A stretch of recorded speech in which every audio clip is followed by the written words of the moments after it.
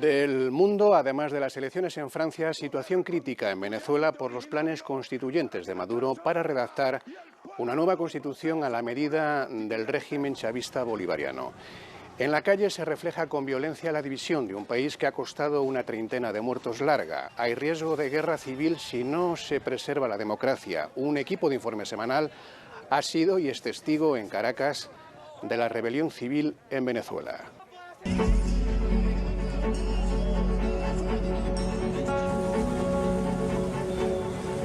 Convoco al poder constituyente originario para que la clase obrera y el pueblo en un proceso popular constituyente convoque una asamblea nacional constituyente. Necesitamos transformar el Estado, sobre todo esa asamblea nacional podrida que está ahí. Venezuela vive un clima de tensión política y social con protestas casi diarias que han dejado más de una treintena de muertos, centenares de heridos y cuantiosos destrozos por saqueos de comercios. Gobierno y oposición se acusan mutuamente de generar la violencia. Mientras el oficialismo defiende en la calle, dice, la soberanía del país, los antichavistas piden la celebración de elecciones y la salida del gobierno del presidente Maduro, al que culpan de haber roto el orden constitucional y de ser el causante de la crisis económica y humanitaria que azota a Venezuela. No, Armando, no.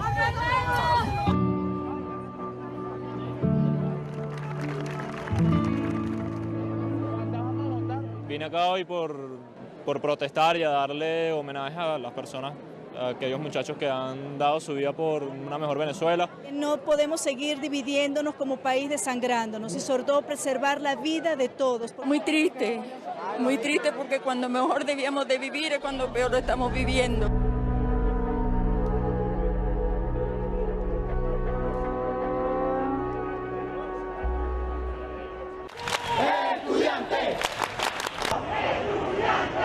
Porque nos están reprimiendo a los que estamos luchando para que ustedes también vivan un país diferente.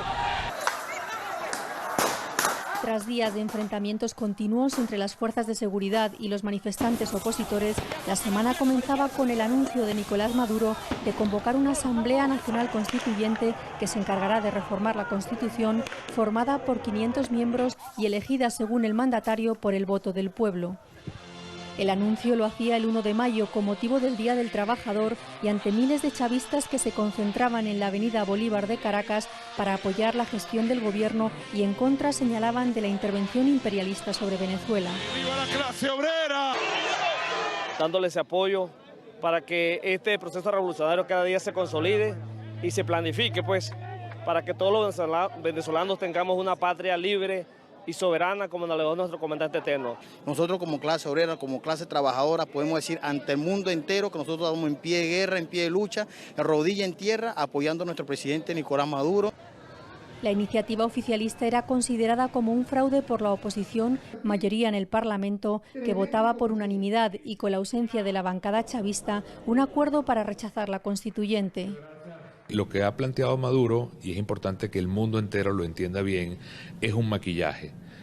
Pareciera algo democrático porque habla de asamblea constituyente, pero es lo más alejado a la democracia porque se trata de una asamblea que no va a ser electa por el pueblo, sino que va a ser electa de segundo grado, simplemente con señalamientos de personas a dedo, y así no va a ser democrática. Eustoquio Contreras, diputado chavista y uno de los padres de la Constitución del 99, defendía sin embargo la Asamblea Nacional Constituyente como una manera de buscar salidas a la situación que vive el país caribeño. En todo caso es una propuesta que, aunque se esté de acuerdo con ella o no, hay que entender que busca una salida en el marco constitucional y legal. Yo tengo una opinión contraria. Yo creo que ha debido pensarse mejor la convocatoria de esta constituyente. Yo fui miembro de la constituyente del 99 y estoy convencido que esta constitución está vigente, sus principios y sus valores gozan de una gran actualidad, y creo que más que sustituir la constitución, lo que hay es que aplicarla, obedecerla, cumplirla.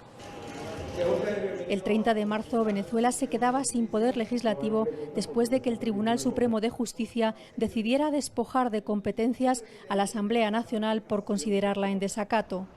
Solo 2 días antes, el Supremo retiraba a los diputados opositores la inmunidad parlamentaria. ¿Qué significa para nosotros esta sentencia?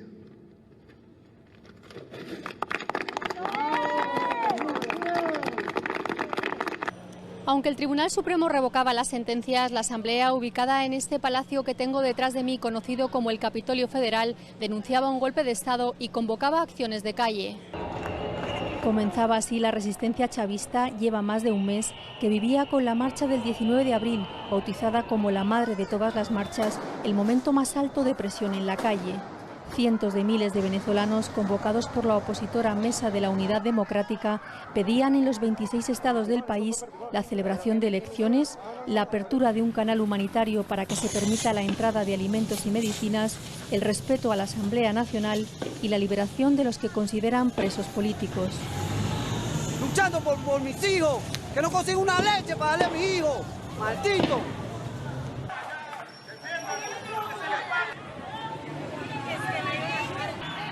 En el mismo día, el de la independencia de Venezuela, el chavismo respondía con una contramanifestación. Subía la tensión política y social al denunciar los opositores la represión y la violencia empleada por las fuerzas de seguridad. La agitación se extendía a barrios y ciudades. En esta panadería se metieron a saquearla. El barrio El Valle, al oeste de Caracas, es uno de los más afectados por los saqueos de comercios. Todo esto que está aquí, esto fue impresionante, cómo bajaba la gente para saquear los negocios.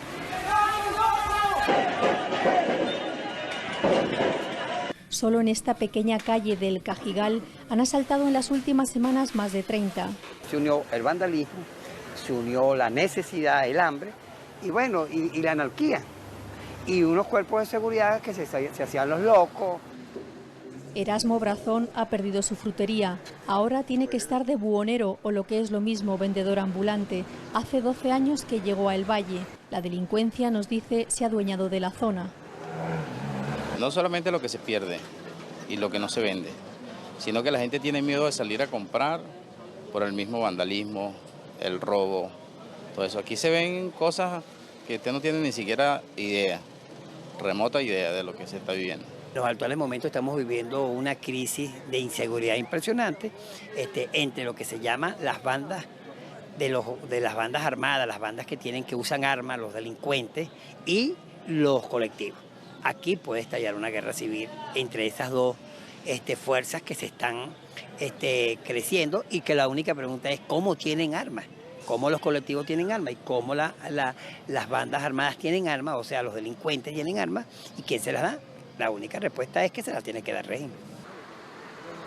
Con una inflación, según el Fondo Monetario Internacional, que este año puede llegar al 2000%, el futuro del país, a juicio de los analistas, es incierto. El futuro es incierto. Tenemos por lo menos dos escenarios. Uno es que en efecto la oposición logre su objetivo, que toda la población se enfrente, se defienda, se genere ingobernabilidad y el chavismo termine implosionando. Lo que ocurrió con el fiscal general es que ese es un inicio, pero no sabemos cuán fuerte es y cómo se va a comportar el sector militar. Pero el segundo es que no pase nada y que el gobierno logre cambiar la Constitución y mantenerse en el poder a pesar de ser minoría, con un país que va a quedar muy frustrado y probablemente con guerrillas, paramilitares y una convulsión social de largo plazo. Las marchas han continuado hoy y de momento parecen ser la tónica dominante en una agitada Venezuela.